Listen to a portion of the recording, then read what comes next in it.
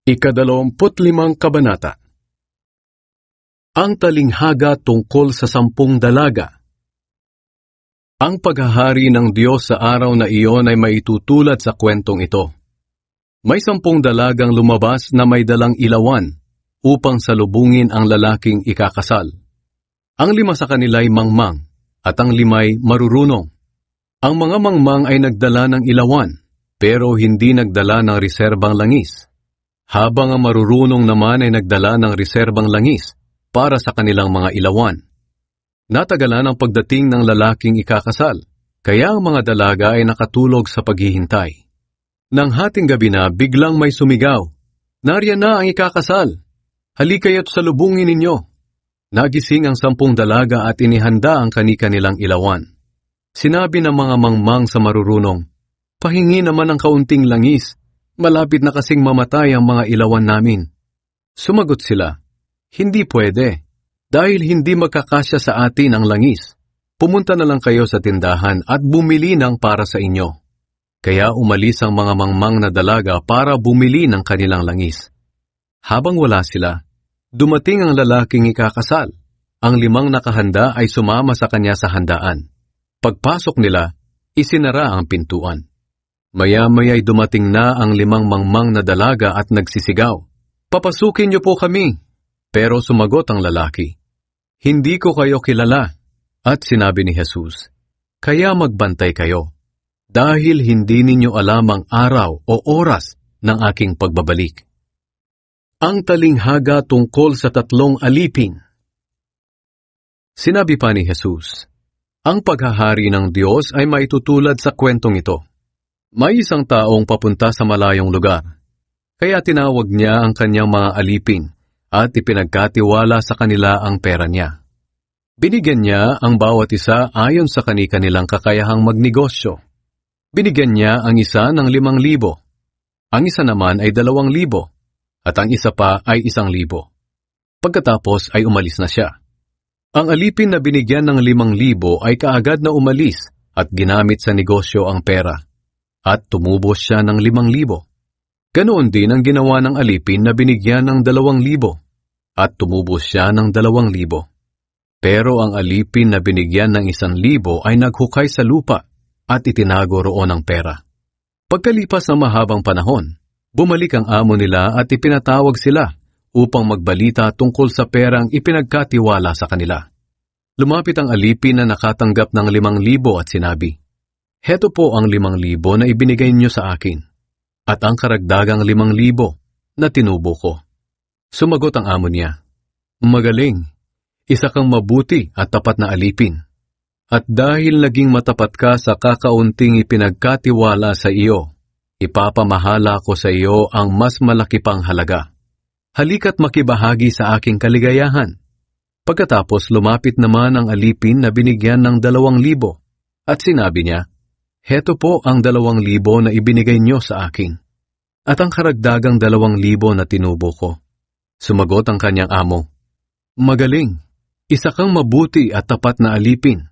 At dahil naging matapat ka sa kakaunting ipinagkatiwala sa iyo, ipapamahala ko sa iyo ang mas malaki pang halaga. Halika't makibahagi rin sa aking kaligayahan." Lumapit din ang alipin na binigyan ng 1,000 at sinabi sa kanyang amo, "Alam ko pong mabagsik kayo at walang awa. Inaani ninyo ang hindi ninyo itinanim at kinukuha ninyo ang pinaghirapan ng iba. Natakot po ako kaya ibinaon ko ang pera nyo sa lupa. Heto po ang 1,000 na ibinigay nyo sa akin." Sumagot ang kanyang amo, "Masama at tamad na alipin. Alam mo palang inaani ko ang hindi ko itinanim at kinukuha ko ang pinaghirapan ng iba. Bakit hindi mo na lang idiniposito sa bangko ang pera ko para pagbalik ko ay may makuha akong interes?" Kaya sinabi niya sa iba pang mga utusan, "Kunin ninyo sa kanya ang 1,000 at ibigay sa mayroong 10,000. Sapagkat ang mayroon ay bibigyan pa ng mas marami. Ngunit ang wala, kahit ang kaunting nasa kanya ay kukunin pa.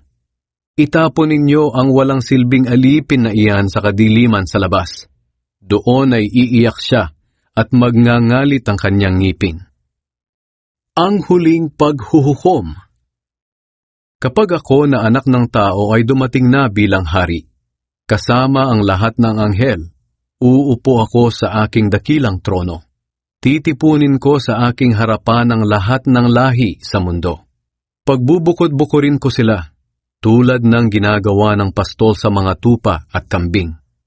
Ang mga tupa na walang iba kundi ang matutuwid ay ilalagay ko sa aking kanan.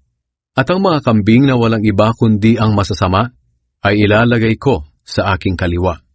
Pagkatapos bilang hari ay sasabihin ko sa mga tao sa aking kanan, "Hali kayo kayong mga pinagpala ng aking ama. Manahin ninyo ang kahariang inihanda para sa inyo mula pa ng likhain ng mundo. Sapagkat nang nagutom ako ay pinakain ninyo ako, at nang nauhaw ako ay pinainom ninyo. Nang naging dayuhan ako ay pinatuloy ninyo ako sa inyong tahanan, at nang wala akong maisuot ay binihisan ninyo. Nang may sakit ako ay inalagaan ninyo, at nang nasa kulungan ako ay binisita ninyo." Sasagot ang mga matuwid, "Panginoon, kailan po namin kayo nakitang nagutom at aming pinakain, o nauhaw at aming pinainom? Kailan namin kayo nakitang naging dayuhan at aming pinatuloy, o walang maisuot at aming binihisan? Kailan namin kayo nakitang may sakit o nasa kulungan at aming binisita?" At sasagot ako bilang hari, "Sinasabi ko sa inyo ang totoo, nang ginawa nyo ito sa pinakahamak kong mga kapatid, para na rin nyo itong ginawa sa akin." Pagkatapos, sasabihin ko naman sa mga tao sa aking kaliwa, "Lumayo kayo sa akin, kayong mga isinumpa ng Diyos. Doon kayo sa walang katapusang apoy na inihanda para sa Diablo at sa kanyang mga kampon. Sapagkat nang nagutom ako ay hindi nyo ako pinakain, at nang nauhaw ako ay hindi nyo pinainom. Nang naging dayuhan ako ay hindi nyo ako pinatuloy sa inyong tahanan, at nang wala akong maisuot ay hindi nyo binihisan. Nang may sakit ako at nasa kulungan ay hindi nyo ako inalagaan." Tatanungin nila ako, "Panginoon, kailan po namin kayo nakitang nagutom, nauhaw, naging dayuhan, walang maisuot, may sakit o nasa kulungan at hindi namin kayo tinulungan?" At sasagot ako bilang hari, "Sinasabi ko sa inyo ang totoo, nang hindi ninyo tinulungan ang pinakahamak kong mga kapatid, ako ang hindi ninyo tinulungan. Itataboy ko ang mga taong ito sa walang hanggang kaparusahan, ngunit bibigyan ko ang mga matuwid ng buhay na walang hanggan."